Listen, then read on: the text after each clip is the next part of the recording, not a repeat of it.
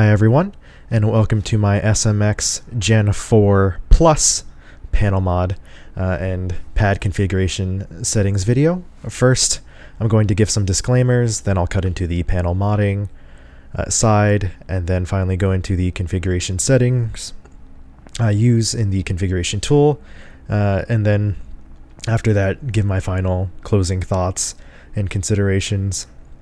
Please note, these are my personal settings and thoughts based on my own experiences with my Gen 4 SMX pad. Take anything I say with a grain of salt, as any of my conditions could widely vary in comparison to yours. And the overall goal of this video is to more so give you help with some considerations based on the configurations that I'm using. Alright, now let's get into it.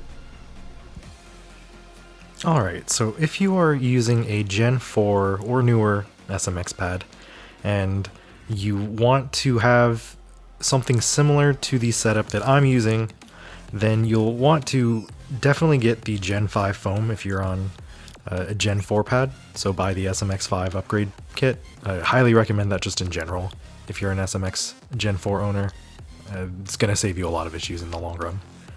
Anyways, in addition to that, you'll want to use the Gen 4 style foaming, which does have issues. You'll need to redo this about every 6 months to a year, depending on how much you play. But this is a MD Building Products 2618 weather stripping tape, and the link is in the description as well. But you'll line the edges to the corners from where the Gen 5 foam ends, and then just do that all around.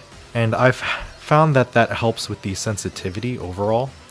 If you are doing like brackets or foot switches, sometimes I felt without the edges actually having something all the way to the end, it would make, like, I don't know, dead spots. So switching that up, my panels have been much more consistent in hits and just general timing consistency as well. So highly recommend this if you are on Gen 4 or newer. Okay, so let's quickly get into the SMX pad configuration settings and also the Stepmania debounce settings I use. I'm just going to quickly go into the Stepmania side first because that's a quick and easy. I just use the standard 30 milliseconds for the debounce. That's pretty consistent across DDR pads, ITG pads, and this. The only time I ever change it to 20 milliseconds is when I freshly remod the panels, like it's shown earlier. Sometimes because the foam needs to compress a little, the Gen 4 foam, that is a little more raised than the Gen 5 foam. So keep that in mind when you're playing around with your settings as well. Okay, so to get into the SMX config tool Pro by BNKT, and I guess I should give a disclaimer here, I'm not using the official tool here again. I am using this kind of hacked version of it that allows for a little more sensitivity options here. So in that sense, if something goes wrong, and I don't know what you did, we're not really liable, either BNKT or myself, for any issues you may incur with the pad after you mess with settings. So, alright, let's get into it. So going top to bottom with the kind of the side sensors in each of the panels, I have that configured kind of based on the weight distribution and how I tend to hit each arrow.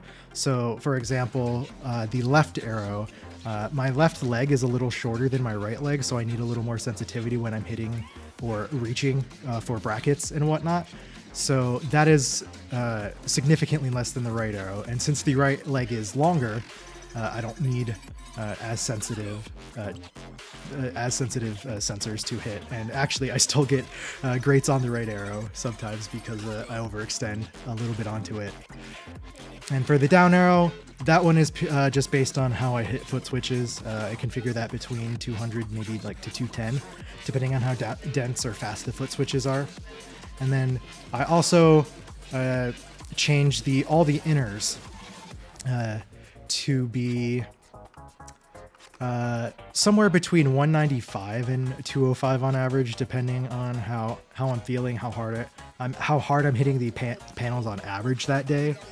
Some days I hit harder than others, so if I'm hitting harder, I don't need them to be as sensitive. That sort of consideration. And then I always just keep the outers maxed out because I never really have a use for them. And then I guess per usual, up arrow I have way more sensitive than the other ones at 183. And to be clear here, closer to 0 is more sensitive. I'm operating under the assumption that you are an SMX pad owner, so you know that. But in case you didn't, lower means more sensitive, higher means less sensitive, meaning you need to put more force on the panel in order for it to register. And then I only use differences of 1 between the force required and then the force required to trigger and then the force required to lift up. I've heard increasing that can sometimes resolve sensitivity issues, and I can see that working for foot switches in certain cases, but for me personally, that does not work. All right, moving on to the advanced settings. I just disabled the enable auto calibration that is usually set by default, and I was running into issues where I would get misses because the pad would recalibrate mid-song, and depending on how I was hitting the panels, it would just calibrate into something really, really not sensitive. So I would just start getting misses out of nowhere and have to readjust my footing entirely. And that was very relevant on stamina songs specifically. So I keep everything basically default.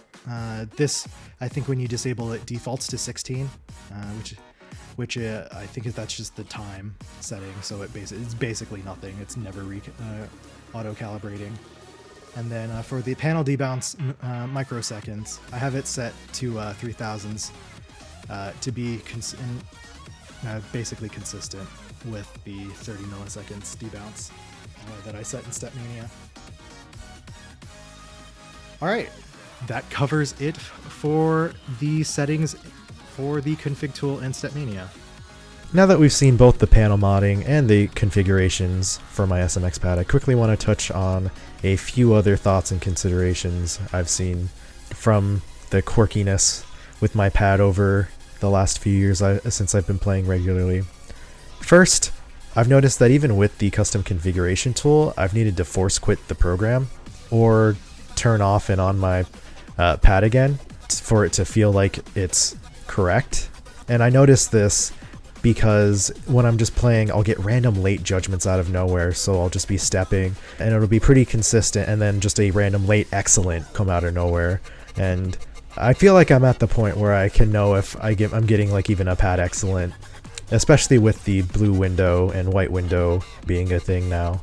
So if you're running into that, cycling your pad in the program a couple times, and that should fix your issues. Okay, the second consideration I have is for the pad foam compression.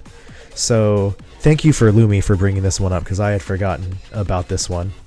So this one is due to probably how you're stepping on part of the panel more than other parts, but the foam is going to compress at a different rate. So sometimes for the pad consistency in terms of sensitivity, you'll want to rotate the panel around so that the foam starts compressing more evenly.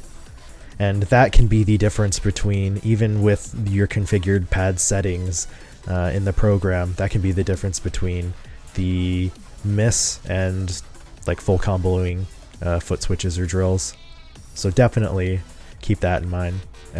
I would say look into that maybe every 1 or 2 months. If you start feeling like you're getting misses randomly on arrows that you weren't before. Okay, that covers the high level topics that I wanted to go through in this video. And lastly, I just wanted to go through just in general. I've had to modify my footwork slightly from the modern tech playstyle for ITG. Definitely different from my DDR ITG pad style footwork. And the biggest difference is in switches, where there's a greater emphasis on lifting. You'll want to make sure that you're lifting completely off the panel because the FSR has to, not register your step here. And it's slightly different from a traditional style panel because even on a normal pad, there was a way to like slap a panel or slightly rest your foot on it without triggering it, or lift it up enough to where it untriggers, so you can easily re-trigger it. That's not the same on an SMX pad. Okay, so that covers everything for me. I think these are the most helpful topics just off the top of my head. I do want to mention that since I started making this video, I've been informed that the SMX team is currently working on what looks like an L bracket spacer that is more or less the equivalent of the foam that I'm using to line the edges, and that one's going to be a more permanent solution because I don't think it's going to compress, so look out for that in the near future. That's going to be awesome. Okay, if you liked this video, smash that like button. But otherwise, if you have any questions, comments, feel free to leave one in the comment section. Thanks for watching.